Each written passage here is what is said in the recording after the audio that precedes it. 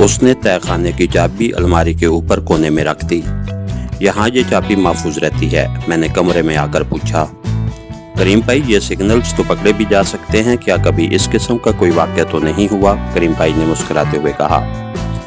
میرے کمانڈو دوست، یاد رکھو، کمانڈو سپاہی کی سب سے بڑی کمزوری اس کے ریڈیو ٹرانسمیٹر کے خفیہ سگنلز ہوتے ہیں۔ یہ سگنلز اگر دشمن کے ریڈار پر یا اس کے وائرلیس ریسیونگ سیٹ پر پکڑے جائیں تو دشمن ان کی مدد سے کمانڈو سپاہی کو پکڑ سکتا ہے۔ یہ سگنلز دشمن کو کمانڈو سپاہی کے گھر تک لے آئیں گے۔ اس اعتبار سے یہ سگنلز اگر کمانڈو کے دوست ہیں، مددگار ہیں، تو اس کے سب سے بڑے دشمن بھی ثابت ہو سکتے ہیں۔ ان سے کسی حد تک بچنے کا ایک ہی طریقہ ہے، اور وہ یہ کہ ٹرانسمیٹر پر اشد ترین ضرورت کے وقت پیغام نشر کرو۔ دوسرے یہ کہ 2-3 دفعہ پیغام نشر کرنے کے بعد فریکوینسی تبدیل کر دو۔ میں نے تمہیں ایک ہی فریکوینسی بتائی ہے، اس فریکوینسی کے شروع اور آخر میں ویونت کو تھوڑا آگے پیچھے کرو گے، یعنی اس کی رفتار میں 1 سیکنڈ کے وقفے سے کمی بیشی کرتے رہو گے، تو دشمن کو یہ شک نہیں پڑے گا کہ یہ ہر بار ایک ہی فریکوینسی پر ایک ہی طرح کے سگنل کہاں سے نشر ہو رہے ہیں۔ میرا خیال ہے تم اچھی طرح سمجھ گئے ہوگے۔ میں ریڈیو سگنلز میں کافی ٹریننگ لے چکا تھا۔ کریم بھائی کی باتیں اگرچہ ٹیکنیکل نہیں تھیں، مگر میں انہیں پوری طرح سمجھ گیا تھا۔ میں نے کریم بھائی سے کہا کہ میرے پاس کوئی ایسا چھوٹے سائز کا ریڈیو ٹرانسمیٹر ضرور ہونا چاہیے، جس کے ذریعے ہنگامی حالات میں کم از کم احمد آباد کی فضا کے اندر رہ کر آپ تک کوئی ضروری پیغام پہنچا سکوں، کیونکہ ہنگامی حالات میں اس جگہ آنے میں دیر بھی ہو سکتی ہے۔ اس پر کریم بھائی نے جواب دیا، اس مشکل کا حل میں نے پہلے ہی سے تیار کر رکھا ہے۔ میں تمہیں ایک سگریٹ کیس دوں گا، جس کے ساتھ ہی چھوٹا سا سگریٹ لائٹر لگا ہوگا۔ یہ لائٹر اصل میں ریڈیو ٹرانسمیٹر ہوگا۔ 1 منٹ ٹھہرو، یہ کہہ کر کریم بھائی اٹھ کر دوسرے کمرے میں گیا۔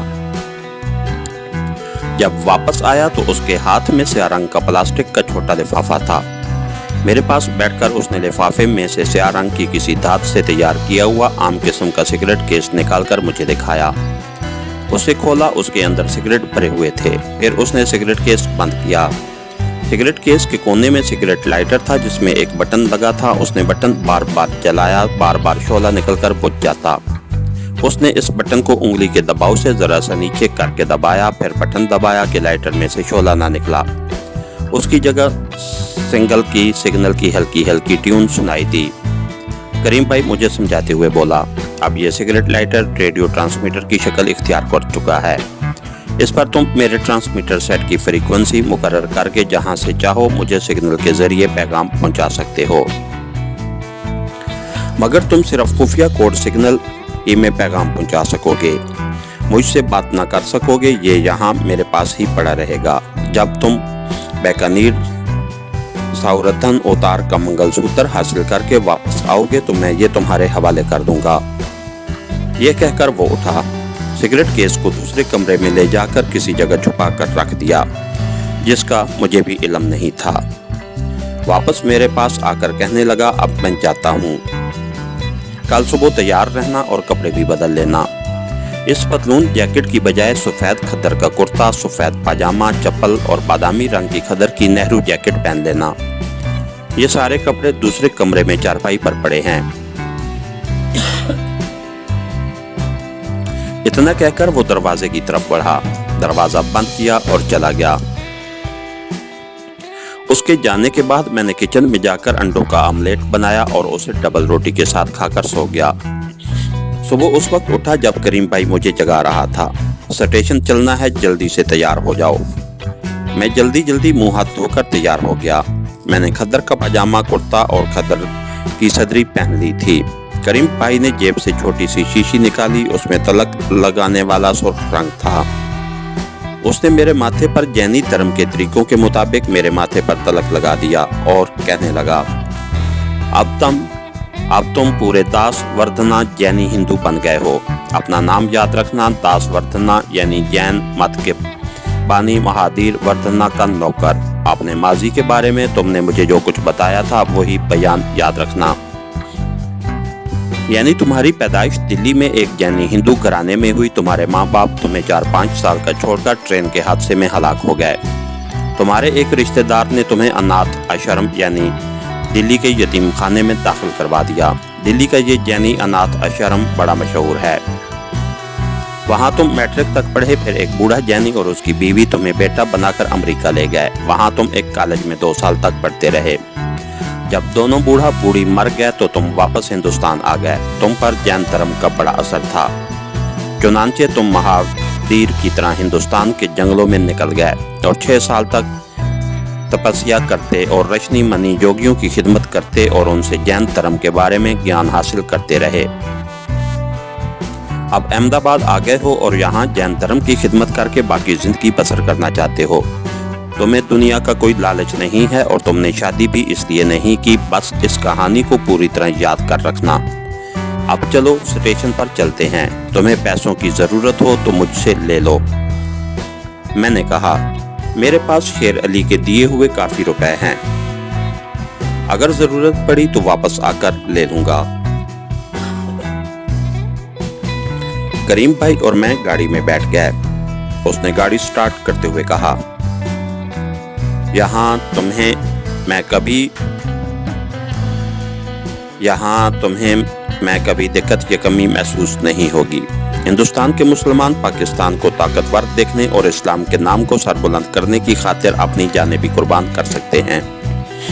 हमारी एक ऐसी खुफिया तंजीम यहाँ अहमदाबाद में मौजूद है जो इस मकसद के लिए हर किस्म का माली ताउन करेगी। अहमदाबाद के रेलवे स्टेशन तक पहुँचते पहुँचते दिन निकल आया था। करीम भाई ने स्टेशन से कुछ फासले पर एक जगह गाड़ी रोक दी। कहने लगा, मैंने तुम्हें अपनी दुकान नहीं दिखाई, मैं अपने साथ तुम्हें दुकान पर ले जाना भी नहीं चाहता। तुम अगर कभी आए भी तो एक आम हिंदू गाहक दासवर्धना के रूप में आओगे। अभी तुम बीकानेर जा रहे हो सकता है वहाँ तुम्हें 2-3 दिन लग जाएं। जब वापस आओ तो यहाँ रेलवे स्टेशन ही से मुझे इस नंबर पर टेलीफोन कर देना, मैं तुम्हें लेने यहाँ आ जाऊंगा। खुदा हाफिज। उसने मुझे टेलीफोन नंबर लिखकर दे दिया और मुझे उतार कर चला गया। मैं स्टेशन की इमारत की तरफ चल पड़ा। मालूम हुआ बीकानेर को कोई गाड़ी सीधी नहीं जाती, जोधपुर से गाड़ी बदलनी पड़ती है। जोधपुर जाने वाली गाड़ी के चलने में अभी घंटा सवा घंटा रहता था। ये वक्त मैंने बुक स्टॉल पर हिंदी, उर्दू, अंग्रेजी के रिसाले देखते और काउंटर पर आकर चाय पीते गुजार दिया। प्लेटफार्म पर काफी रौनक थी। यहाँ आकर मुझे पहली बार अपनी एक शदीद गलती का एहसास हुआ। वो गलती ये थी कि मैं गुजराती जैनी खानदान में पैदा हुआ था और मुझे गुजराती ज़बान बिल्कुल नहीं आती थी। मैंने उसी वक्त फैसला कर लिया कि अपनी फर्जी कहानी में अपने माँ बाप को गुजराती नहीं बल्कि उत्तर प्रदेश के जैन बुद्ध को मानने वाले हिंदू ज़हर करूँगा, क्योंकि ये एक ऐसी फाश गलती थी कि मैं कहीं भी पकड़ा जा सकता था। ये बात मैंने अपने जहन में पक्की कर दी और खुदा का शुक्र अदा किया कि ऐन वक्त पर मैंने अपनी खतरनाक गलती दुरुस्त कर ली। जोधपुर जाने वाली गाड़ी आ गई। ये पैसेंजर किस्म की गाड़ी थी, राजस्थान के देहाती मुसाफिरों से पहले ही भरी हुई थी। मुझे भी एक डब्बे में थोड़ी सी जगह मिल गई। यह सफ़र भी काफ़ी लंबा था और रेगिस्तानी इलाके का सफ़र था। गाड़ी तकरीबन हर स्टेशन पर रुकती थी। बड़ा शहर महीना आया, सहराई मैदान शुरू हो गए थे। कहीं कहीं सरसब्ज खेत का टुकड़ा नजर आ जाता था। सरदोही शहर आया, फिर गढ़वार। यहाँ पहुँचते पहुँचते दोपहर हो गई। शाम के वक्त ट्रेन मारवाज पहुंची। गुजरात काठियावाड़ के लोगों के मुकाबले में यहाँ के लोग ऊंचे लंबे थे। बूढ़ों ने बड़ी बड़ी मूंछें रखी हुई थीं, दाढ़ियां दरमियान से मांग निकाल कर ऊपर को बांधी हुई थीं। सर पर बड़े बड़े पड़ीदार पगड़ थे। देहाती औरतों ने चांदी के जेवर और कोहनियों तक कांच की चूड़ियां पहन रखी थीं। काफी इंतजार के बाद गाड़ी राजस्थान के बड़े शहर जोधपुर पहुंची। यहाँ से मैंने बीकानेर के लिए गाड़ी बदली। दूसरी गाड़ी रात के 10 बजे चली। मैंने जगह बना ली थी। 2-3 घंटे सोया रहा। आंख खोली तो नागौर के स्टेशन पर गाड़ी रुकी हुई थी। नागौर शहर राजस्थान का बड़ा मशहूर शहर है। उस शहर ने बड़े आलिम फाजिल मुसलमान शायर उलमा और दानिशवर पैदा किए हैं। सुबह हो रही थी कि ट्रेन बीकानेर पहुंच गई। खुदा का शुक्र अदा किया। बड़ा थका देने वाला बल्कि बोर कर देने वाला सफर था। सफर में दो एक मुसाफिरों से बातें भी होती रहीं। मैंने उन्हें अपना नाम दासवर्धन ही बताया और कहा कि बीकानेर में अपनी मासी के यहाँ उनसे मिलने जा रहा हूँ। बीकानेर एक बारौनक शहर था। ये मैं आज से तकरीबन 25 साल पहले की बात कर रहा हूँ। यहाँ काफ़ी तारीखी किले और महल्लात थे, मगर मेरा टारगेट औतार सावरतन की मढ़ी थी, जो बीकानेर शहर से 8 मील शुमाल मशरिक की तरफ वाक़ थी। उस जगह का नाम नंदी कुंदा था। यहाँ संगमरमर की छतरियों वाली कितनी ही सीढ़ियाँ थीं। ये एक तरह का कब्रिस्तान है, जहाँ रवायत के मुताबिक किसी राजा की चहेती दाश्ताओं की हड्डियाँ दफन हैं। बीकानेर के स्टेशन से मैं सीधा एक दरमियाने दर्जे के होटल में गया। एक कमरा किराए पर लेकर गुस्ल किया, नाश्ता किया और फिर एक टैक्सी लेकर नंदी कुंड की छतरियों वाली मढ़ियों की तरफ रवाना हो गया। सारा रास्ता सहराई था और रेत के छोटे छोटे टीलों में से होकर जाता था। टैक्सी ड्राइवर को रास्ता और मंजिल मालूम थी। 8 मील का फासला 1 घंटे ही तय हुआ। मैं संगमरमर की मढ़ियों में पहुंच गया। टैक्सी ने अपने पास ही रखी। एक जगह छोटा सा जैन मंदिर बना हुआ था। यही उस ज्ञानी पंडित का घर था, जिससे मैं जैन मत का अहम तरीन निशान 4 गांठों वाला मंगलसूत्र लेने आया था। ज्ञानी पंडित एक कोठरी में औतार सावरतन की मढ़ी के करीब बैठे थे। 2 मुलाजिम उनकी खिदमत कर रहे थे। मैंने अपने आने का मकसद बयान किया तो बड़ी बेनियाजी से फरमाया, तुम अभी नौजवान हो, पहले जैन धर्म का पूरा ज्ञान हासिल करो, तब मेरे पास मंगलसूत्र लेने आना। मैंने उन्हें समझाया कि मैं बचपन ही से जैन मत का परस्तार हूँ, खुद भी जैनी माता पिता का बेटा हूँ। आप मेरा इम्तिहान ले लें, अगर कामयाब हो गया तो मंगलसूत्र दे दीजिएगा। पंडित ने सफेद रुमाल सर पर बांध रखा था। वो सफेद लिबास में था। कहने लगा, तुम किस के लिए मंगलसूत्र की ख्वाहिश कर रहे हो? मैंने सब कुछ पहले ही से तय कर रखा था कि मुझे पंडित के इस किस्म के सवालात के क्या जवाब देने हैं। मैंने कहा, गोर देवा, मैं अनाथ हूँ, मैं ब्रह्मचारी भी हूँ, मैं अपना जीवन जीन मत के प्रचार में गुजार देना चाहता हूँ। इस संसार का मुझे कोई लालच नहीं है। पंडित ने मुझे गौर से देखा और कहा, जैसी तुम्हारी इच्छा, मगर मंगलसूत्र हम उसी को देते हैं जो जैन धर्म का वरदान होता है। तुम्हें मेरे कुछ सवालों के जवाब देने होंगे। क्या तुम उसके लिए तैयार हो? मैंने कहा, मैं तैयार हूँ गुरुजी। पंडित मुझसे जैन मत के बारे में बहुत ही इब्तदाई मालूमात के मुतालिक पूछता रहा। मैंने जैन धर्म की सारी तारीख पढ़ रखी थी। हर सवाल का जवाब देता गया। आखिर में पंडित ने एक ऐसा सवाल किया जिसका जवाब एक आम जैनी शायद नहीं दे सकता। उसने मुझसे पूछा, ये बताओ कि जैन मत और बुद्ध मत में क्या फ़र्क है? अगर गौतम बुद्ध और महावीर वर्धन की ज़िंदगी के हालात और तालीमात को देखा जाए तो इन दोनों में कोई फ़र्क नज़र नहीं आता। दोनों राजकुमार थे। दोनों जवानी में राजमहल छोड़कर नरवान की तलाश में जंगलों में निकल गए। दोनों ने मोहब्बत और रहम का प्रचार किया। दोनों आवागोन के कायम थे। दोनों जात पात की तकसीम के खिलाफ थे। दोनों मूर्तियों की पूजा के खिलाफ थे। मगर इन दोनों की तालीमात में एक बड़ा बारीक मगर बड़ा बुनियादी फ़र्क था। फ़र्क ये था कि गौतम बुद्ध इस बात का कायल था कि इंसान भूखा रहकर और अपने जिस्म को तकलीफ पहुंचाकर टॉर्चर करके निर्वाण हासिल नहीं कर सकता। ज़रूरी है कि इंसान ग़िज़ा भी खाए और जिस्म को तकलीफ न पहुंचाए और फाका कशी न करे। जबकि जैन मत का बानी महावीर कहता है कि सिर्फ फाका कशी और जिस्म को टॉर्चर करने ही से निर्वाण मिल सकता है। ये जैन मत के बुनियादी अकीदे में शामिल है। चुनांचे जैन धर्म के मानने वालों में अक्सर ऐसा होता है कि आदमी बूढ़ा हो जाता है तो वो खाना पीना बंद कर देता है और फाके की वजह से एक रोज़ खामोशी से मर जाता है। जैनी उसे निर्वाण और निजात की मौत कहते हैं। जब मैंने पूरी तफसील के साथ पंडित को जैन मत और बुद्ध मत का बुनियादी फ़र्क समझाया तो वो बड़ा खुश हुआ। कहने लगा, धन हो, तुम वाकई जैनी धर्म के वरदान हो। मैं अपने हाथ से तुम्हें जैनी मंगलसूत्र पहनाऊंगा। उसने संदूक में से केसरी रंग का मंगलसूत्र निकाला। ये 10-12 धागों को जोड़कर उन्हें बट देकर अटी की तरह बनाया हुआ था। उसमें यकसां फासले पर 4 कांटे थीं।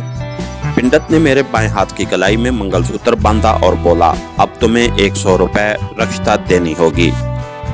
मैंने उसी वक्त 100 रुपए का नोट निकालकर पंडित को दे दिया। नोट अपनी बास्केट की जेब में डालते हुए बोला, मगर अभी एक रस्म बाकी है। वो क्या? वो भी बता दीजिए गुरु देवा, पंडित कहने लगा। तुम बड़े खुशकिस्मत हो कि इतनी छोटी उम्र में मंगलसूत्र हासिल कर दिया है। लेकिन तुम्हें अवतार सावर्तन की मढ़ी पर एक रात बैठकर हरि ओम का जाप करना होगा। तुम 1,00,000 मर्तबा हरि ओम का जाप करोगे। रात के पिछले पहर जब तुम 1,00,000 मर्तबा हरि ओम का जाप कर चुकोगे तो सावर्तन अवतार की मढ़ी के सरहाने वाले सुराख में से सफेद रोशनी निकलेगी। फिर ये रोशनी सुर्ख हो जाएगी। इसका मतलब होगा कि अवतार सावर्तन ने तुम्हारा मंगलसूत्र स्वीकार कबूल कर दिया है। अगर रोशनी सुर्ख ना हुई और सफेद ही रही और थोड़ी देर बाद गायब हो गई तो उसका मतलब होगा कि अवतार सावर्तन ने तुम्हारे मंगलसूत्र को कबूल नहीं किया। फिर तुम्हें यह सूत्र मुझे वापस करना होगा। अगर तुमने मंगलसूत्र मुझे वापस न किया और भाग गए तो तुम 1,84,000 मर्तबा चूहे की शक्ल में जन्म लोगे और तुम्हें कभी निर्वाण न मिल सकेगा। मैं समझ गया कि पंडित ने यह महज पैसा कमाने का ढकोसला बनाया हुआ है, क्योंकि उसने मुझे ये भी कहा था कि अगर रोशनी सुर्ख हो गई तो तुम मजीद 200 रुपए रोशनी वाले सुराख में डालोगे। ये तुम्हारी रक्षणा होगी। मैंने कहा, मैं इस इम्तिहान के लिए भी तैयार हूँ गुरुदेव। मुझे उस इम्तिहान के लिए सावर्तन अवतार की मढ़ी पर किस वक्त जाना होगा? पंडित ने बताया कि रात जब आधी गुजर जाएगी तब मैं अवतार सावर्तन की मढ़ी पर जाकर बैठ जाऊंगा और 1,00,000 मर्तबा हरि ओम का जाप करूंगा। ये पंडित भी जानता था कि कोई इंसान इतने थोड़े वक्त में 1,00,000 बार हरि ओम का जाप नहीं कर सकता, मगर उसने ये फराड ऐसे ही चला रखा था। मैंने कहा, मैं आज ही आधी रात को मढ़ी पर बैठ जाऊंगा। मैंने पंडित से इजाजत ली और टैक्सी में बैठकर अपने होटल में आ गया। दोपहर को होटल में खाना खाया और यूं ही बीकानेर शहर की सैर करने निकल पड़ा। यहाँ गर्मी बहुत थी। बाजारों में किस्म किस्म की चीजें बिक रही थीं। कई गैर मुल्की सयाह बाजार में घूम रहे थे। मुझे एक बाजार के कोने पर एक मस्जिद का गुंबद और मीनार नजर आए। दिल पर एकदम खुशी की कैफियत तारी हो गई। मैंने सोचा कि अभी तक मैं हिंदू बनकर कुफर पक रहा था। मेरे लिए अब लाजिम है कि इस मस्जिद में जाऊं और अगर 2 नफल नहीं पढ़ सकता तो मस्जिद के इमाम साहब से ही यूं ही 2-4 बातें कर लूं। चुनांचे मैं मस्जिद में आ गया। छोटी सी मस्जिद थी। इमाम साहब बूढ़े आदमी थे।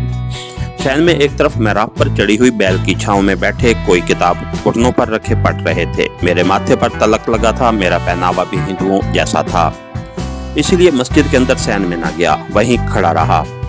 इमाम साहब की निगाह मुझ पर पड़ी तो दूर ही से पूछा कि क्या बात है भाई, तुम शक्ल सूरत से मुसलमान नहीं लगते, यहाँ कैसे आए हो? मैंने हाथ जोड़कर कहा, मंदिर मस्जिद को मैं भगवान का घर ही समझता हूँ। बस इधर से गुजरा तो मन में ख्याल आया कि भगवान के घर को प्रणाम करता चलूं। इमाम साहब जरा सा मुस्कराए। उन्होंने मुझे मस्जिद में आने के लिए बिल्कुल न कहा, बस इतना कहकर मुताले में मशगूल हो गए। अच्छा। मैंने मस्जिद के मेहराब पर लिखे हुए कलमा तैयबा को 2-3 बार दिल में पढ़ा। खुदा से अपनी कुफर की बातों की माफी मांगी और इमाम साहब को हाथ जोड़कर प्रणाम करके वापस चल दिया। मस्जिद के दरवाजे से निकलकर मैं अपने होटल की तरफ चलने लगा। सोचा थोड़ा सा आराम कर लेना चाहिए। सारी रात जागना है। मुझे कुछ ऐसे लगा था कि जब मैं मस्जिद से निकला था तो बाजार की दूसरी तरफ दुकान के बाहर एक आदमी कुर्सी पर बैठा था और उसने मुझे घूर कर देखा था, और जब मैं बाजार में चलने लगा था तो वो भी कुर्सी से उठ खड़ा हुआ था। मैं चलते चलते मोहतात हो गया। आखिर मैं ना तो हिंदू था और ना कोई आम मुसलमान शहरी था। मैं दुश्मन मुल्क में कमांडो सिपाही की हैसियत से एक इंतहाई अहम मिशन पर आया हुआ था। उस आदमी की धुंधली सी शक्ल मैंने देख ली थी। मैं बज़ाहिर बड़ी बेनियाजी से बाजार में एक तरफ होकर चल रहा था, लेकिन मेरी छठी बल्कि 7वीं हिस्स भी बेदार हो चुकी थी। ये सोचकर एक लम्हे के लिए मैं वाकई परेशान हो गया कि मेरे पास सेंट्रल सीक्रेट पुलिस के खुफिया नंबर वाला कार्ड नहीं था। वो मैं करीम भाई के तहखाने की अलमारी में ही दूसरी चीजों के साथ छोड़ आया था। चलते चलते मैं रुक गया। मैं तस्दीक करना चाहता था कि जिस शख्स को मैंने कुर्सी पर से उठते हुए देखा था वो मेरा ताक़ुब कर रहा है या नहीं। मैं रुककर दुकानों के बोर्ड पढ़ने लगा। यह जाहिर किया जैसे मुझे किसी खास दुकान की तलाश है। फिर अपनी निगाहें दुकानों के बाहर लगे बोर्डों पर डालते हुए मैंने गर्दन घुमाकर पीछे निगाह डाली। बाजार में कोई रश बिल्कुल नहीं था। मैंने देखा कि जो आदमी मुझे मस्जिद से बाहर निकलते देखकर कुर्सी से उठ खड़ा हुआ था वो मुझसे कोई 15-20 कदमों के फासले पर एक दुकान के बाहर खड़ा दुकानदार से बातें कर रहा था। एक लम्हे के लिए उसने भी गर्दन मोड़कर मेरी तरफ देखा और फिर दुकानदार से बातें करने लगा। ये बात साबित हो गई थी कि ये शख्स खुफिया पुलिस का आदमी है और मेरा पीछा कर रहा है। वो मेरा पीछा करने में हक बन जानिब था, क्योंकि मेरा हुलिया हिंदुओं वाला था और मैं मस्जिद से बाहर निकला था। उसी बात पर उसे शक हुआ होगा कि अगर मैं हिंदू हूँ तो मस्जिद में क्या लेने गया था, अगर मुसलमान हूँ तो मैंने हिंदुओं वाला हुलिया क्यों बना रखा है। यह पाकिस्तान का सरहदी शहर था। बीकानेर से आगे मगरब की जानिब बॉर्डर का सहरा था। यहाँ बड़ी सख्त सिक्योरिटी थी। चुनांचे वो ये मालूम करने के लिए मेरा खामोशी से पीछा करने लगा था कि असल में मैं कौन हूँ, कहीं पाकिस्तान का जासूस तो नहीं हूँ। वो वहीं मुझे रोक कर मुझसे पूछताछ शुरू कर सकता था, मुझे थाने भी ले जा सकता था। मैं इंडिया के बॉर्डर शहर में था और सिक्योरिटी यहाँ सख्त थी और पुलिस के इंटेलिजेंस को बड़े इख्तियारात हासिल थे। अगर उस शख्स ने मुझ पर हाथ नहीं डाला था तो उसकी वजह माज ये थी कि वो ये मालूम करना चाहता था कि किसके पास ठहरा हुआ हूँ और मेरे साथ और कौन कौन है। ये मेरी सोच थी। अब मेरा जहन भी अलर्ट हो गया था। पहले मैंने सोचा कि वापस अपने होटल ना जाऊं और खुफिया पुलिस वाले को जल देकर किसी तरफ गायब हो जाऊं और आधी रात तक वहीं बैठा रहूं। उसके बाद टैक्सी लेकर छतरियों वाली मड़ियों की तरफ चल लूं। फिर सोचा कि ऐसा करने से खुफिया पुलिस का शक यकीन में बदल जाएगा कि मैं वाकई पाकिस्तानी जासूस हूं। होटल वहां से ज्यादा दूर नहीं था। मैं होटल में आ गया। यहाँ मैंने अपना नाम दासवर्तन ही लिखवाया था और ये भी लिखवाया था कि मैं अहमदाबाद में रहता हूँ और यहाँ अवतार सावर्धन की मढ़ई की यात्रा करने आया हूँ। मैंने होटल में दाखिल होते हुए देख लिया था कि वो शख्स बराबर मेरे पीछे पीछे आ रहा था। उस वक्त मुझे सीक्रेट पुलिस की जादू असर नंबर वाला खुफिया कार्ड बहुत याद आया। अगर वो मेरे पास होता तो उस इंटेलिजेंस के आदमी से 1 सेकंड में निजात हासिल कर सकता था। हकीकत ये है कि मेरा मिशन इतना बड़ा था कि ये छोटी छोटी बातें मैं खातिर में नहीं लाना चाहता था, लेकिन ये भी एक हकीकत थी कि बाज़ औक़ात ये छोटी छोटी परेशानियां और किसी मामूली CID के आदमी की पूछ-पूछ बड़े से बड़े कमांडो सिपाही के बड़े से बड़े मिशन को खाक में मिला देती है। मुझे बीकानेर के इस मामूली से खुफिया पुलिस अफसर से उलझन होने लगी थी। मैं अपने कमरे में आकर लेट गया। शाम को मैंने खाना भी कमरे में ही मंगवाया। उसी दौरान कोई नाखुशगवार वाक़या ना हुआ। मैं एक तरबियत याफ्ता तजर्बाकार कमांडो था। मैं इस खुशफहमी में कभी मुब्तला नहीं हो सकता था कि खुफिया पुलिस का आदमी मेरी जान छोड़कर चला गया है। ये लोग इतनी आसानी से पीछा नहीं छोड़ा करते, ख़ास तौर पर जब उन्हें कुछ शक पड़ जाए तो फिर तो ये अगले को हवालात में पहुंचाकर ही दम लेते हैं। बल्कि इस दौरान उस शख्स ने अपने मुतल्लिका अफसरों को भी मेरे बारे में बता दिया होगा कि एक मशकूक आदमी का पीछा कर रहा हूँ। मुझे रात के 12 बजे संगमरमर की छतरियों वाली मड़ियों में पहुंचना था। 11 बजे होटल से निकलकर मैंने टैक्सी ली और नंदी कुंड की तरफ चल पड़ा। यही उस इलाके का नाम था। बीकानेर के रहने वाले हजरात इस नाम से ज़रूर वाकिफ होंगे। टैक्सी में सवार होने से पहले मैंने इर्द गिर्द एक सरसरी सी निगाह ज़रूर डाली। मुझे खुफिया पुलिस वाला कहीं नज़र नहीं आया था, लेकिन मुझे यकीन था कि वो वहाँ मौजूद है और मेरे पीछे आएगा। बहरहाल मुझे अपना काम हर हालत में पूरा करना था। मैं वक्त से आध घंटा पहले पंडित जी के आश्रम में पहुंच गया। मैं उस छोटी सी कोठरी को आश्रम ही कहूँगा। पंडित जी ने मुझे खाली हाथ आते देखा तो नाराज़गी का इजहार करते हुए कहा, अवतार सावर्धन के चेलों के लिए कुछ नहीं लाए? मैंने पशेमान होने की अदाकारी करते हुए कहा, गुरुजी गलती हो गई।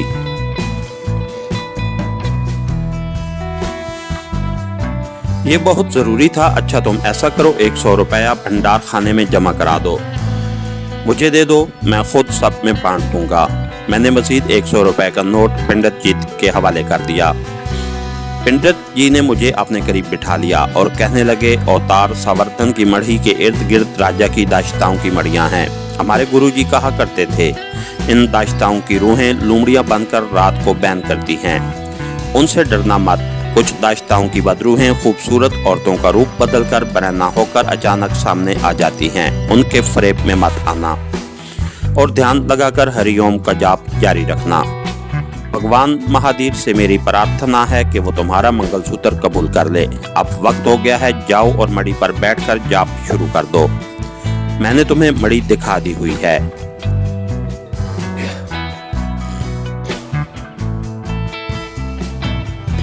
मैं अवतार सावर्धन की मड़ी पर जाकर बैठ गया, जो वहां से थोड़े ही फासले पर संगमरमर की छतरियों और 12 दरियों वाली मढ़ियों के दरमियान वाक़ थी। क्योंकि ये एक औतार की मढ़ी थी इसलिए उसका चबूतरा ज़रा ऊंचा था और ऊपर संगे मरमर की छतरी के चारों तरफ कपड़े की छोटी छोटी झंडियाँ लहरा रही थीं। सहराई इलाका होने की वजह से रात को यहाँ ठंड हो गई थी, मगर मुझे कोई फ़र्क नहीं पड़ता था। कमांडो ट्रेनिंग ने मेरा जिस्म लोहे का बना दिया था। चबूतरे के दरमियान में संगे मरमर का चौकोर पत्थर रखा हुआ था। उसके नीचे बकौल पंडित के जैन मत के अवतार सा वर्धन की हड्डियां दफन थीं। पत्थर के ऊपर गेंदे के फूलों के बासी और कुछ ताज़ा हार पड़े थे। मैं चबूतरे की दीवार से टेक लगाकर बैठ गया। मुझे कोई जॉब वगैरह करने की कोई ज़रूरत नहीं थी। मैं रहा के अहमदाबाद वाले हेड ऑफिस के इंचार्ज गोगल दास पांडे की इकलौती और फैशनेबल मॉडर्न लड़की मीनाक्षी को अपने दाम में फंसाने की तदबीरों पर गौर करने लगा। थोड़ी थोड़ी देर बाद मढ़ी के पत्थर पर भी निगाह डाल लेता कि कब वहाँ जो सुराख था उसमें सफ़ेद रोशनी होती है। ये सुराख मैंने दिन के वक्त भी देख लिया था। यकीनन पखंडी पंडित ने ज़मीन के नीचे से बिजली की तार ले जाकर उसके अंदर सफ़ेद और सुर्ख रोशनी वाले 2 बल्ब लगा दिए हुए थे। इनको वो अपनी कोठरी से बटन दबाकर रोशन कर देता था और लोगों को बेवकूफ़ बनाकर उनसे पैसे बटोरता था। 4 गांठों वाला जाफरानी रंग का मंगलसूत्र मेरी बाएं कलाई के साथ बंधा हुआ था। मेरे नज़दीक न इस मंगलसूत्र की कोई रूहानी अहमियत थी, न मैं किसी अवतार वगैरह की रूह का कायल था। ये मेरी और मेरे मिशन की ज़रूरत थी जिसको मुझे हर हालत में पूरा करना था। रात ठंडी हो गई थी।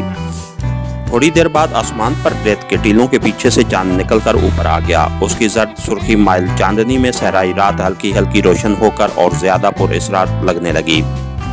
मेरी बाएं और दाएं जानिब राजा की दाश्ताओं की कब्रों वाली संगे मरमर की छतरियां साकत खड़ी थीं। पंडित ने मुझे मजीद अपने जाल में फंसाने के लिए कहा था कि कभी कभी जाप करते हुए बाज दाश्ताओं की बदरूहें लुमड़ियों की शक्ल में वहां आकर रोने लगती हैं और कभी कभी किसी दाश्ता की बदरू औरत का रूप धार कर बराना हालत में सामने आन खड़ी होती है। उनसे डरना मत। मैं खूब समझता था कि ऐसी कोई बात नहीं है। वैसे भी मुझे इन बातों से कभी डर नहीं लगा था। मुझे वहां बैठे हुए तकरीबन 1 घंटा गुजर गया। मढ़ी के पत्थर के सुराख में रोशनी न हुई। जर्द बड़ा सा चांद मशरिक में रेत के टीलों के काफी ऊपर आकर दोबारा नीचे जाना शुरू हो गया था और चांदनी समटने लगी थी, लेकिन चांद की रोशनी में मुझे आसपास की चीजें बराबर दिखाई दे रही थीं। मुझे पुलिस इंटेलिजेंस वाले आदमी का भी ख्याल लगा हुआ था। कभी हो नहीं सकता था कि वो मेरे पीछे पीछे नंदी कुंड तक न आया हो। जरूर वो भी यहीं कहीं छुपकर मेरी हरकत का जायजा ले रहा होगा। अगरचे वो मुझे कहीं नजर नहीं आया था। 2-2.5 घंटे गुजर गए। चांद गरूब होते होते मशरिक में रेत के टीलों के ऊपर आ गया। मुझ पर कुछ गनूदगी सी तारी होने लगी, मगर मैंने फौरन अपने ऊपर कंट्रोल कर दिया। लेकिन कोई 1 मिनट बाद फिर गनूदगी सी होने लगी। इसी गनूदगी के आलम में मुझे अपने पीछे किसी के कदमों की आहट सुनाई दी। मैंने जल्दी से आंखें खोलकर पीछे देखा। पीछे कोई नहीं था। संगे मरमर की बारांदरियां और छतरियों वाली कब्रें खामोश थीं। मुझे फिजा में एक दहशत का एहसास हुआ। मैंने दिल में कलमा शरीफ पढ़ना शुरू कर दिया। थोड़ी देर में दहशत का एहसास खत्म हो गया। मैं बड़ी बेचैनी से पत्थर के सुराख में होने वाली रोशनी का इंतजार कर रहा था। कम बखत पंडित कहीं तो सो नहीं गया। वो बटन दबाए सुराख के अंदर वाला बल्ब रोशन क्यों नहीं करता। मैंने दक्षता देने के लिए 100 रुपए के 2 नोट पहले ही से सदरी की जेब में डाल रखे थे। इतने में मुझे फिर वही कदमों की आहट सुनाई दी। अब इस आहट के साथ हल्की झंकार भी सुनाई दी थी, जैसे किसी ने पाँव में चांदी की पायल बांध रखी हो। मैं जल्दी से पलटकर दाएं जानिब देखा। इस बार ये आवाज़ दाएं जानिब से आई थी। दाएं जानिब मुझसे कोई 15 कदमों के फासले पर संगे मरमर की बारांदरी थी। गरूब होती फीकी चांदनी में मुझे बारांदरी में एक औरत नजर आई जिसने जाफरानी रंग साड़ी पहन रखी थी। मुझे उसकी शक्ल पूरी तरह से दिखाई नहीं दे रही थी। बारांदरी के सतून के गिर्द बाजू डाले खड़ी मेरी तरफ टिकटिकी बांधे देख रही थी। मैं समझ गया कि यूसी पखंडी पंडित की भेजी हुई औरत है जो इसी किस्म की हरकतों से लोगों पर अपनी जेली रूहानी ताकत का रौब जमा कर उन्हें अपना मती बनाए रखता है। अब मैं उसी इंतजार में था कि ये औरत कब बराना होकर मेरे सामने आती है, क्योंकि पंडित ने मुझे यही कहा था। मैं बगैर किसी डर खौफ के 15 कदमों के फासले पर बारांदरी के सतून से लगकर खड़ी औरत को देख रहा था। औरत बिल्कुल एक मूर्ति की तरह बेहिस्सो हरकत खड़ी थी। फिर वो आहिस्ता से सतून से अलग हुई। उसने दूसरे दोनों हाथ जोड़कर और सर को झुकाकर मुझे सलाम किया और फिर आहिस्ता आहिस्ता चलती मेरी तरफ आने लगी। मैंने दिल में सोच लिया था कि पखंडी पंडित की भेजी हुई इस औरत को मैं आते ही पंजाबी जबान में 2-4 गालियां देकर भगा दूंगा। जैसे जैसे ये औरत मेरे करीब आ रही थी, एक खास किस्म की खुशबू भी मेरे करीब होती जाती थी। मैं दिल में हंस लिया कि कमबख्त पंडित ने उसे अपने जिस्म पर लगाने के लिए कोई गैर मुल्की आला किस्म का परफ्यूम भी दिया है। औरत मुझसे कोई 5 कदमों के फासले पर आकर खड़ी हो गई। उसने हाथ अभी तक जोड़ रखे थे, जिस तरह हिंदू औरतें मूर्ति की पूजा करते वक्त जोड़े रखती हैं। चांद आधा रेत के टीले के पीछे चला गया था। इस औरत का आधा रुख चांद की तरफ था। उसी तरफ उसके कान में पड़ा हुआ सुर्ख पत्थर चमक रहा था। वो एक छुरेरे कद की दुबली पतली लड़की थी। उम्र 18-19 साल से ज्यादा नहीं लगती थी। बालों की मांग दरमियान से निकली हुई थी। माथे पर भी सोने की लड़ी में परोया हुआ सुर्ख पत्थर चमक रहा था। जाफरानी साड़ी में वो गरूब होते चांद की धीमी रोशनी में एक शोले की तरह लग रही थी। मैं इस औरत को 2-4 गालियां देकर भगाने ही वाला था कि उसने बड़े दर्द भरे लहजे में कहा, राणा जी, मुझे पहचाना नहीं, मैं आपकी दासी, आपकी पत्नी चंद्रिका हूँ। इस औरत की आवाज में एक अजीब सा तलिस्म था, जिससे मैं भी मुतासिर हुए बगैर न रह सका। लेकिन फौरन ही मैंने उसे अपना वहम समझकर दिल से निकाल दिया और औरत की तरफ मुतवज्जे होकर कहा,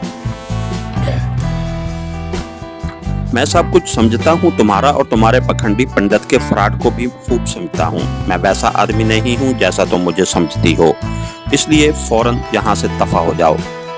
औरत उसी तरह हाथ जोड़े खड़ी मेरी तरफ देखती रही। जब मैंने दूसरी बार उसे ज्यादा सख्ती से डांटा तो मुझे उसकी आंखों में आंसू चमकते नजर आए। गहरा सांस भरकर बोली, पति देव, मुझे मेरे बुरे कर्मों की सजा मिली है कि मुझे मेरा पति भी नहीं पहचानता। मैं तुम्हारी पत्नी चंद्रिका हूँ। मेरे स्वामी, मुझे अपने गले लगा लो, मेरा जन्म सफल हो जाएगा। वो जरा आगे बढ़ी तो मैं उठ खड़ा हुआ। मैंने गुस्से से कहा, भाग जाओ बेसवा औरत, मैं तुम्हारे फ्रेम में आने वाला नहीं हूँ। औरत वहीं रुक गई। उसने उदास निगाहों से मुझे देखा और सर झुकाकर आहिस्ता आहिस्ता कदम उठाती वापस बारांदरी वाली मढ़ी की तरफ चलने लगी। उस वक्त चांद रेत के टीले के पीछे छुप गया था और सहरा में अंधेरा हो गया था। वो औरत मुझे बारांदरी के अंदर तक जाती दिखाई दी, फिर वो मेरी नजरों से ओझल हो गई। मैं दिल में ड्रामेबाज पंडित और उसकी भेजी हुई औरत को बुरा भला कहता बैठ गया।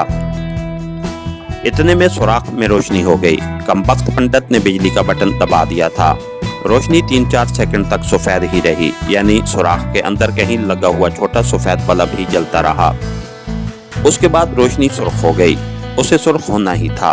पंडित ने मुझसे 200 रुपए भी तो वसूल करने थे। मैंने उसी वक्त दिल में पंडित को 2-4 गालियां दी और सदरी की जेब में से 100 रुपए के 2 नोट निकालकर सुराख के अंदर डाल दिए। थोड़ी देर बाद सुर्ख रोशनी भी बुझ गई। मैं वहीं बैठा रहा। सहरा में बड़ी खुशगवार खनक हवा चल रही थी। उसी हवा में अभी तक मुझे वो खुशबू महसूस हो रही थी जो उस औरत की जाफरानी साड़ी में से आ रही थी। फिर ये खुशबू हल्की होते होते गायब हो गई। उस वक्त रात के 2:30-3 बजे का अमल होगा। अब वहाँ मेरा बैठना बेकार था। मेरा और पंडित दोनों का काम हो चुका था। मैंने सोचा यहाँ बैठकर क्या करूँगा, वापस पंडित के पास ही चलता हूँ। मैं उठा और पंडित की कोठरी की तरफ चलने लगा। रेत के टीलों पर गहरी खामोशी छाई हुई थी। वहाँ कोई दरख्त भी नहीं था। रेत ठंडी और नरम थी। ओस गिर रही थी। खनकी भी ज्यादा हो गई थी। सहराई इलाके में दिन तो गर्म होता है मगर रात बड़ी ठंडी हो जाती है। चांद के डूब जाने के बाद सितारों की टिमटिमाहट ज्यादा हो गई थी। मैं रेत के छोटे टीलों के दरमियान से होकर जा रहा था। टीलों के नशेब में अंधेरा था। 1-2 बार मुझे ऐसे महसूस हुआ जैसे कोई चंद कदम मेरे साथ चलकर अलग हो जाता है। एक जगह रुककर मैंने चारों तरफ देखा। वहां सिवाय मेरे दूसरा कोई भी नहीं था। मैंने उसे अपना वहम समझा और आगे चल पड़ा।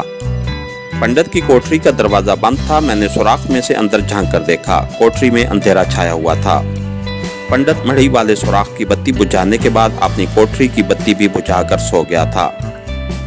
उसे मालूम था कि मैं अवतार सावर्धन की मढ़ी पर 1 लाख बार हरि ओम का जाप करके सुबह ही वापस आऊंगा।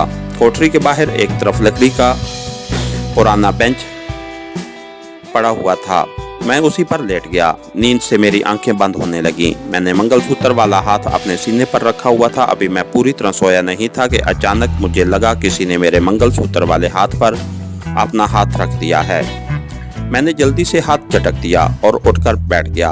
मुझे ख्याल आया कि ये कोई सहराई चूहा वगैरह होगा जो मेरे हाथ के ऊपर से गुजर गया है, लेकिन दिल नहीं मानता था क्योंकि मैंने अपने हाथ पर बाकायदा किसी के हाथ की गर्मी और उंगलियों का दबाव महसूस किया था। मैंने सोचा हो सकता है यहाँ किसी की बदबू भटकती फिर रही हो। मुझे वो सारा इलाका ही असेब ज़दा लगने लगा था। मैं दोबारा बेंच पर लेट गया। उसके बाद मुझे नींद आ गई और कोई होश न रहा। आंख उस वक्त खुली जब दिन निकल आया था और पंडित मुझे जगाते हुए कह रहा था, बालक मढ़ी से कब वापस आए, जाप पूरा कर लिया था क्या? मैं आंखें मलता हुआ उठ बैठा और पंडित से कहा, जाप पूरा हो गया था गुरुदेव। क्या अवतार संवर्धन की आत्मा ने तुम्हारा मंगलसूत्र स्वीकार कर दिया? मैंने दिल में कहा, कैसा मक्कार पंडित है, उसे सब कुछ मालूम है मगर मुझे बेवकूफ़ बना रहा है। मैंने कह दिया, हाँ गुरुदेव, मेरा मंगलसूत्र संवर्धन की आत्मा ने स्वीकार कर लिया है। मैंने 200 रुपए की दक्षिणा भी सुराख में डाल दी थी। पंडित ने बड़ी खुशी का इजहार करते हुए कहा, धन हो बच्चा, तू बड़ा खुशकिस्मत है। जा, अब तेरा हर जन्म में कल्याण होगा।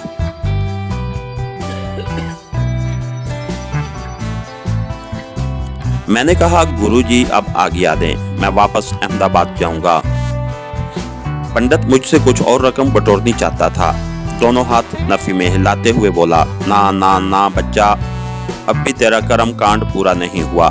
तेरे मंगलसूत्र पर मुझे महावीर जी का खास मंत्र पढ़कर फूंकना होगा। मैंने बेजारी से पूछा, उसके कितने पैसे होंगे? पंडित ने फौरन जवाब दिया, 100 रुपया दक्षता होगी, ज्यादा नहीं। मैं वहां से जितनी जल्दी हो सके निकल जाना चाहता था। मैंने पंडित को 100 रुपए निकाल कर दिए और कहा, ये कर्मकांड भी अभी पूरा कर दें गुरुजी, ये लीजिए पूरे 100 रुपए हैं। पंडित बड़ा खुश हुआ, कहने लगा, तुम यहाँ बैठो, पहले कुछ चाय पानी कर लें, वहां बरामदे में आ जाओ। कोठरी की दाईं जानिब एक छोटा सा वरांडा था। यहाँ एक चारपाई और कुर्सी पड़ी थी। पंडित ने अपने किसी चेले को आवाज देकर चाय और पुड़ियां लाने को कहा। हम बरामदे में आकर बैठ गए। पंडित ने मेरा मंगलसूत्र वाला हाथ अपने हाथ में ले लिया और संस्कृत के श्लोक पढ़ने लगा। संस्कृत जबान को मैं फौरन पहचान लेता था। अगरचे मैं पढ़ लिख नहीं सकता था, वो मंत्र पढ़ रहा था कि मुलाजिम चाय और पुड़ियां लेकर आ गया। उसने ट्रे चारपाई पर रख दिया।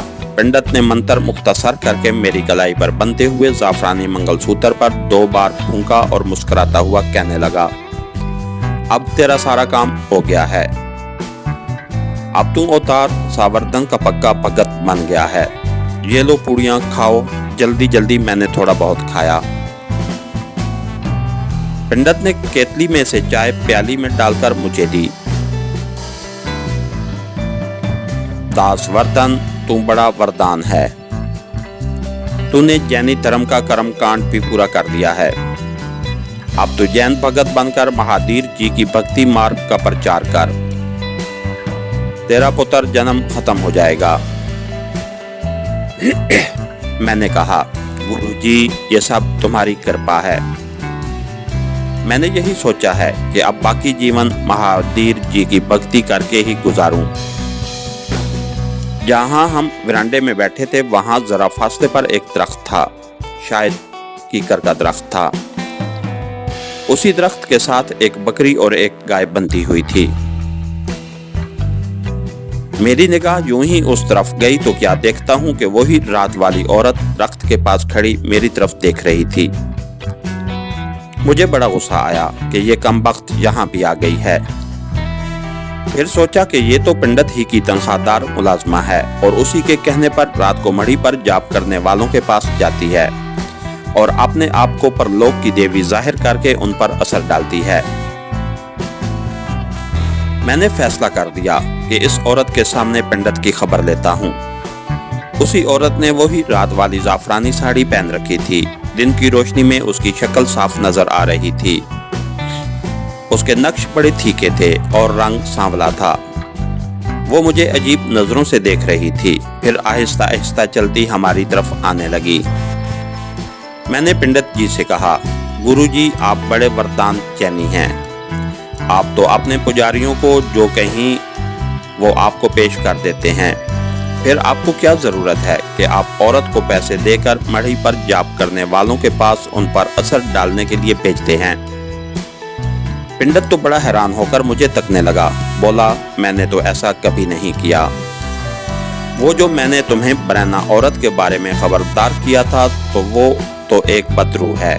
यहाँ सब कब्रें और मड़ियाँ हैं। यहाँ रात को अक्सर बदरूहें फिरती रहती हैं। मैंने उसी काम के लिए कोई औरत नहीं रखी हुई। इसी दौरान वो जाफरानी साड़ी वाली औरत जिसने मुझे अपना नाम चंद्रिका बताया था हमारे करीब आकर खड़ी हो गई थी और मेरी तरफ मुसलसल देखे जा रही थी। मैंने इस औरत की तरफ इशारा करते हुए जरा तुर्श लहजे में कहा, तो फिर ये औरत रात को मेरे पास किसने भेजी थी? मैंने जिस तरफ इशारा किया था पंडित जी ने उस तरफ देखा, फिर ज्यादा हैरान होकर मेरी तरफ मुतवज्जे होकर पूछा, तू किस औरत की बात कर रहा है? मैंने मजीद ओसीली आवाज में कहा,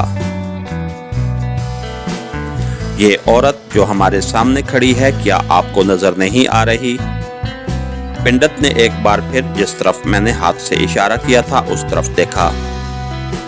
अब पंडित के चेहरे पर ऐसे तसरात जाहिर हुए जैसे उसे मेरी दिमागी सेहत पर शक होने लगा है। उसने कहा, यहाँ तो कोई औरत नहीं है, तुम किस औरत की बात कर रहे हो? मुझे बड़ा गुस्सा आया कि ये पखंडी पंडित दिन की रोशनी में मेरी आंखों में धूल झोंकने की कोशिश कर रहा है। एक औरत हमारे सामने खड़ी है और ये मुझे ये तासुर देकर बेवकूफ बना रहा है कि यहाँ तो कोई औरत नहीं है। जाफरानी साड़ी वाली औरत मुझसे कोई एक कदम दूर खड़ी थी। मैं गुस्से में उठा कि उस औरत का हाथ पकड़कर पंडित को बताऊं कि मैं इस औरत की बात कर रहा हूं जो तुम्हारी रखेल है। जैसे ही मैंने उस औरत की कलाई पकड़नी चाही, मेरा हाथ उस औरत की कलाई के आर पार हो गया, जैसे मैंने हवा को पकड़ने की कोशिश की हो।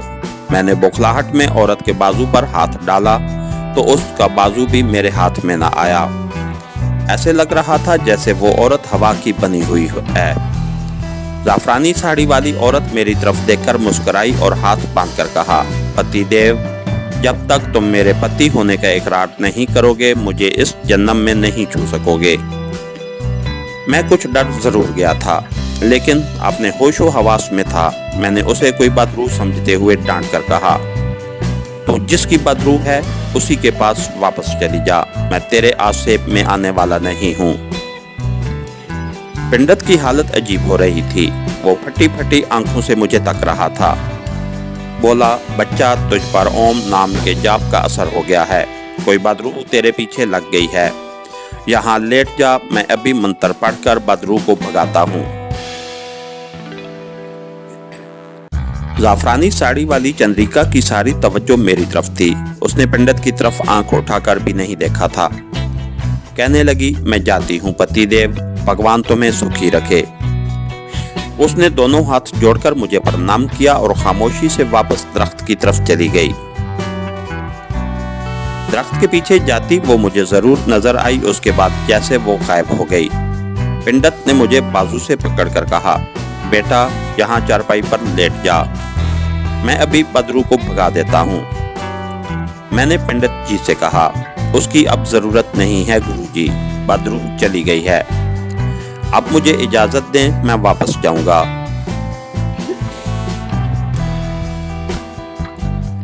मैंने पंडित जी के घुटनों को हिंदुओं की तरह छुआ और रेत के टीलों की तरफ चल दिया, जिनके पीछे नंदीकंड का छोटा सा गांव था। वहां से अक्सर यक्के बैकानीर शहर की तरफ जाते रहते थे। जाफरानी साड़ी वाली औरत का ख्याल मेरे दिल में जरूर था, लेकिन मुझे यकीन था कि वो यहीं नंदी कुंड में ही रह जाएगी, मेरे साथ नहीं लगी रहेगी। मैं उसे कोई बदरू ही समझ रहा था। ये मेरी जिंदगी का पहला मौका था कि मैंने किसी बदरू को देखा था, और वो भी एक खूबसूरत औरत की शक्ल में।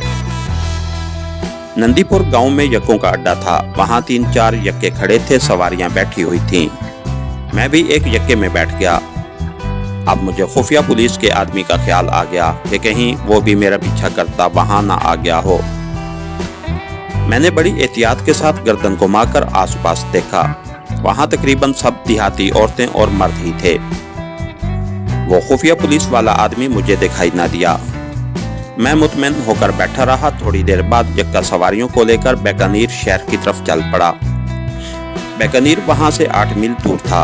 यह कच्चा रेतला रास्ता था जो बड़ी सड़क से निकलकर नंदीकुंड के गांव की तरफ जाता था। जब बड़ी सड़क आई तो यक्का उसके किनारे किनारे चलने लगा।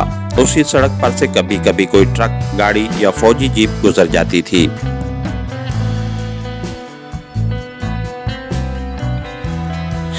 बीकानेर शहर पहुंचकर मैं अपने होटल में आ गया। ये एक दरमियाने दर्जे का होटल था जो लारी अड्डे के अकब में वाक़ था। मेरा कमरा दूसरी मंजिल पर था। छोटा सा कमरा था, गुसल खाना साथ ही था, इसीलिए मुझे दोगुना किराया देना पड़ा था। मैंने कमरे में आते ही गुस्ल किया, कपड़े पहने। होटल का मुलाजिम लड़का आ गया। उसने पूछा, भोजन किस वक्त लाऊं सर? मैंने उससे पूछा, तुम्हें मालूम है जोधपुर को गाड़ी किस वक्त जाती है? लड़का बोला, गाड़ी तो शाम को 7 बजे जाती है सर। आप लारी पर क्यों नहीं चले जाते? यहाँ से घंटे घंटे बाद जोधपुर को लारियां चलती हैं। मैंने कहा, ठीक है, तुम ऐसा करो, मेरे लिए चाय ले आओ। कमरे में कल का हिंदी का अखबार पड़ा था। मैं हिंदी पढ़ लिख लेता था। मैं पलंग पर लेटकर अखबार पढ़ने लगा। छत के साथ लगा हुआ पंखा धीमी रफ्तार से चल रहा था।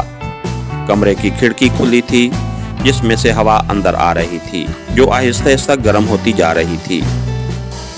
मैंने देखा था कि बीकानेर में दिन के वक्त तेज हवाएं चलती रहती हैं और उनमें रेत के जरे शामिल होते थे। उस वक्त भी यही गर्म हवा खिड़की में से अंदर आ रही थी। मैं अखबार रखकर खिड़की बंद करने के लिए उठा। ये खिड़की होटल की पिछली जानिब खुलती थी। यहाँ से दूर दूर तक फैले हुए रेत के टीले और उनमें बने हुए मकान नजर आते थे। खिड़की से थोड़े फासले पर नीचे एक दरख्त था। मैं खिड़की बंद करने लगा तो जाफरानी साड़ी वाली औरत चंद्रिका मुझे एक बार फिर दिखाई दी। वो दरख्त के नीचे खड़ी मेरी तरफ देख रही थी। उसने हाथ जोड़ रखे थे और जैसे मुंह ही मुंह में कुछ बड़बड़ा रही थी। मुझे गुस्सा आ गया। कम वक्त ये बदरू मेरा पीछा करते यहाँ भी आ गई थी। मैंने खिड़की बंद करके चटखनी लगा दी और पलंग पर लेटकर सोचने लगा कि इस बदरू से किस तरह पीछा छुड़ाऊं। फिर ख्याल आया कि ये बेजरर सी हवाई मखलूक है, मुझे खामखा अपना खामत जताने लगी है। हिंदू औरत की बदरू होने की वजह से वो आवागौन पर अकीदा रखती है और ये समझ बैठी है कि मैं पिछले जन्म में उसका खामत रह चुका हूँ। मैं हिंदुओं के आवागौन के अकीदे से बखूबी वाकिफ था। अपना नाम चंद्रिका बताती है और किसी को छू भी नहीं सकती, ना उसे कोई छू सकता है। बिल्कुल बुखारात की तरह है, अगर कभी कभी सामने आ जाती है तो आती रहे, मेरा क्या बिगाड़ती है। मैंने उठकर खिड़की खोली, दरख्त की तरफ देखा। चंद्रिका की बदरू वहां पर नहीं थी। अब मेरी सारी तवज्जो अपने मिशन की तरफ थी। मैंने खिड़की बंद कर दी और कुर्सी पर बैठकर गौर करने लगा। कुर्सी पर बैठकर गौर करने लगा कि मुझे रा के इंचार्ज गोगल दासी पांडे की बेटी मीनाकशी पर किस तरह गलबा हासिल करना चाहिए। आरामदेह कुर्सी पर नीम दराज था। खनूदगी सी तारी हो गई और सो गया।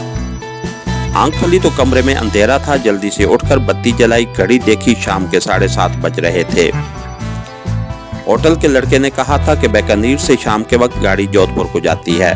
मैं नीचे जाने लगा तो दरवाजे पर दस्तक हुई। मैंने दरवाजा खोला। सामने होटल वाला लड़का चाय की प्याली लिए खड़ा था।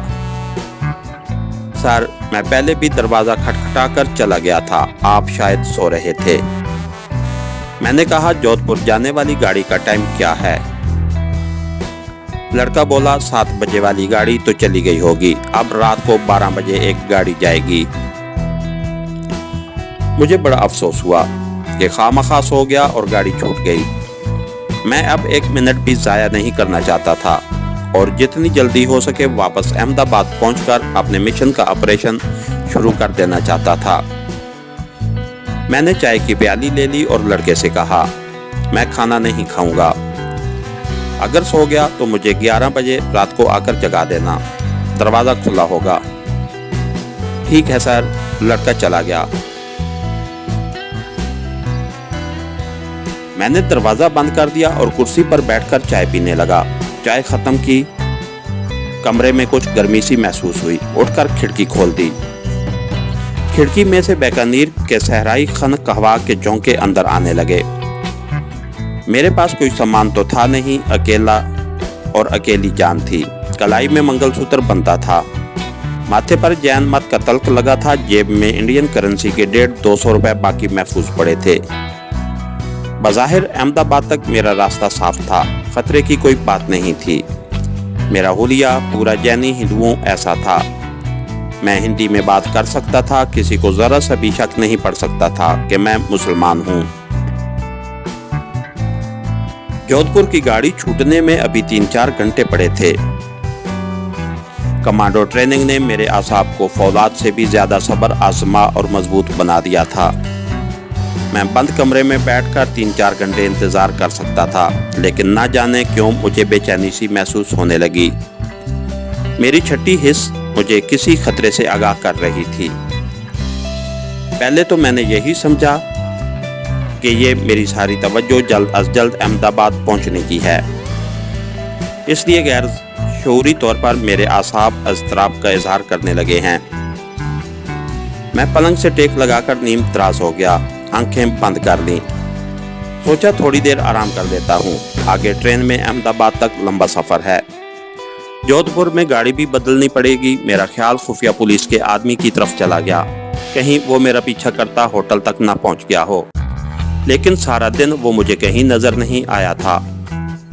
ہو سکتا ہے میرے بارے میں اس کا یہ شبہ کہ میں ہندوؤں کے بھیس میں مسلمان پاکستانی جاسوس ہوں دور ہو گیا ہو اور اس نے میرا پیچھا کرنا ترک کر دیا ہو، ورنہ وہ ہوٹل کے ارد گرد منڈلاتا ضرور نظر آ جاتا۔ اتنے میں مجھے دروازے کھلنے کی ہلکی سی آواز آئی۔ میں نے لیٹے لیٹے آنکھیں کھول دیں، کمرے کی بتی جل رہی تھی، اس کی روشنی میں میں نے جو منظر دیکھا اس نے ایک بار تو میرے جسم کو برف کی طرح ٹھنڈا کر دیا۔ مجھے یوں لگا جیسے میرا خون میری رگوں میں جم گیا ہے۔ دروازے میں وہی خفیہ پولیس والا آدمی کھڑا تھا، اس کے ہاتھ میں پستول تھا اور پستول کا رخ میری طرف تھا۔ اس نے بڑے سکون سے کہا، تم مسلمان ہو، پاکستانی جاسوس ہو، یہ بات ثابت ہو گئی ہے، کوئی حرکت نہ کرنا۔ میرا پستول بھرا ہوا ہے اور میرا نشانہ کبھی خالی نہیں گیا۔ میں نے بھی بڑی جلدی اپنے حواس پر قابو پا لیا اور کہا، مہاشا جی آپ کو غلط فہمی ہوئی ہے، میں نہ تو مسلمان ہوں نہ پاکستانی جاسوس ہوں، میں جینی ہندو ہوں، میرا نام داس وردھن ہے، نندی کنڈ کے پنڈت جی سے منگل سوتر لینے آیا تھا، اب واپس احمد آباد جا رہا ہوں۔ خفیہ پولیس والے نے مجھے گالی دے کر کہا، تھانے چل کر جب تمہارا پاجامہ اتروایا گیا تو تمہارے مسلمان ہونے کا راز کھل جائے گا، نیچے پولیس کی گارڈ تمہیں گرفتار کرنے کے لیے موجود ہے، بھاگنے کی کوشش کرو گے تو تمہاری لاش خون میں تڑپ رہی ہوگی، خاموشی سے اٹھ کر میرے آگے لگ کر نیچے چلو۔ اگر دیکھا جائے تو میں مصیبت میں پوری طرح پھنس چکا تھا، اگرچہ اس خفیہ پولیس والے ہندو سپاہی کو یہ نہیں معلوم تھا کہ وہ ایک تجربہ کار ٹرینڈ کمانڈو کو للکار رہا ہے، لیکن جب دشمن کے ہاتھ میں پستول ہو اور پستول کی نالی کا رخ کمانڈو کے سینے کی طرف ہو تو کمانڈو بھی کچھ نہیں کر سکتا۔ جو بات مجھے سب سے زیادہ پریشان کر رہی تھی وہ یہ تھی کہ میں نہیں چاہتا تھا کہ یہاں کی پولیس میرا چہرہ ایک مشتبہ جاسوس کی حیثیت سے دیکھے۔ اگر مجھے تھانے لے جایا گیا تو وہ پولیس افیسر میری تصویر بھی اتاریں گے، میرے ہاتھوں کی انگلیوں کے نشان بھی لے لیں گے۔ میں اگر اس کے بعد پولیس کی حراست سے فرار بھی ہو جاؤں تو راجستھان کی پولیس کے پاس میری تصویر اور انگلیوں کے نشان ریکارڈ میں موجود ہوں گے، میری تصویر اخباروں میں ایک مفرور پاکستانی جاسوس کی حیثیت سے چھپ جائے گی، اور یہ ظاہر ہے کہ راہ کے احمدآباد والے ہیڈ آفس کے انچارج گوگل داس پانڈے کی نظر سے بھی میری تصویر گزرے گی، جو میرا اصل ٹارگٹ ہے، اور یوں میرا انتہائی اہم مشن شروع ہونے سے پہلے ہی ملیا میٹ ہو جائے گا۔ اس وقت ضرورت اس بات کی تھی کہ اس خفیہ پولیس والے ہندو افیسر کو کمرے کے اندر ہی قتل کر دیا جائے، تاکہ میرا راز کمرے سے باہر نہ نکلنے پائے، کیونکہ یہ ایک ناقابل تردید حقیقت تھی کہ میرے ختنے ہو چکے تھے، اور یہ راز کھل جانے کے بعد میرے سارے مشن کے برباد ہو جانے میں کوئی شک و شبہ نہیں تھا۔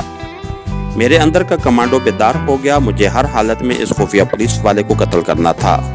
میں نے ایک طریقہ سوچ لیا اور آہستہ سے پلنگ پر سے اٹھا۔ خفیہ پولیس افسر کے پستول کی نالی کا رخ سیدھا میرے دل کی طرف تھا۔ اس کے ساتھ ہی ہماری آج کے ایپیسوڈ کا اختتام ہوا۔ کہانیگار چینل کو لائک کیجئے، سبسکرائب کیجئے اور بیل آئیکن کو پریس کر دیجئے تاکہ ہر آنے والی نئی ویڈیو آپ تک بر وقت پہنچ سکے۔ شکریہ۔